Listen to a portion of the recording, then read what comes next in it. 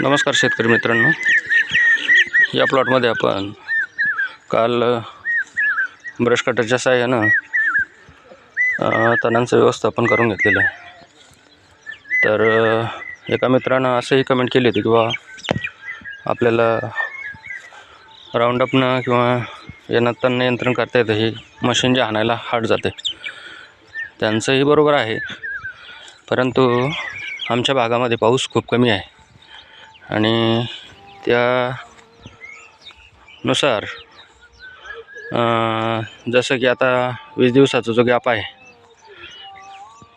10 ते म्हणजे 20 दिवसाचा म्हटल्यापेक्षा 12 ते 15 दिवसाचा जो गॅप आहे पावसामध्ये, तर त्यामध्ये झाडाला जो शॉक लागेल आणि आपण जे काही नॅचरल वातावरण तयार केलेलं आहे पिकामध्ये, तर ते कुठे खराब होऊ नये म्हणून आपण हे केलेलं आहे. आणि दुसरी गोष्ट जे की आमच्याकडे असं निदर्शनात आलं आहे की ज्या कपाशीमधून आपण तण एकदम संपून टाकलेत, तर त्या कपाशीला उन्नीचा प्रादुर्भाव झालेला आहे.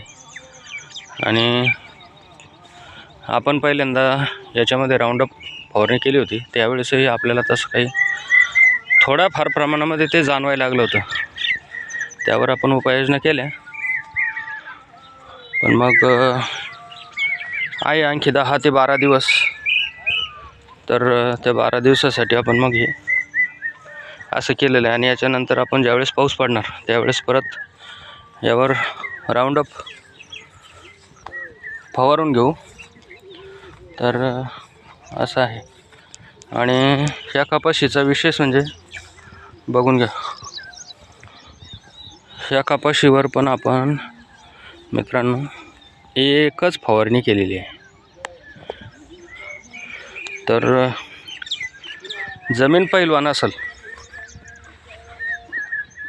तर जमीन पैलवान तर पीक बलवान, याची ह्या उक्तीप्रमाणे आपण इथं, आणि यामध्ये सगळे प्रकारचे जे काही आपण कपाशीचे पूर्वीचं जे पीक आहे हे रोटरच्या साहाय्यानं याच्यात पूर्ण दाबलेलं आहे. आपण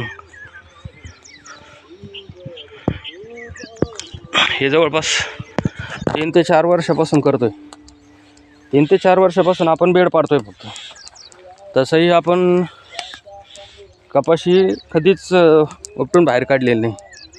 तिला रोटरच्या साहाय्यानंच पूर्णपणे ह्या जमिनीमध्ये गाडायची. आणि त्यामुळं जे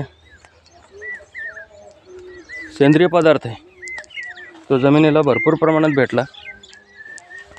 आणि आज अक्षरशः खूप चांगली अशी परिस्थिती आपण निर्माण करू शकलो. तर आणि यामुळं आपल्याला फवारणीचा खर्च वाचतोय, खताचंही प्रमाण कमी लागते.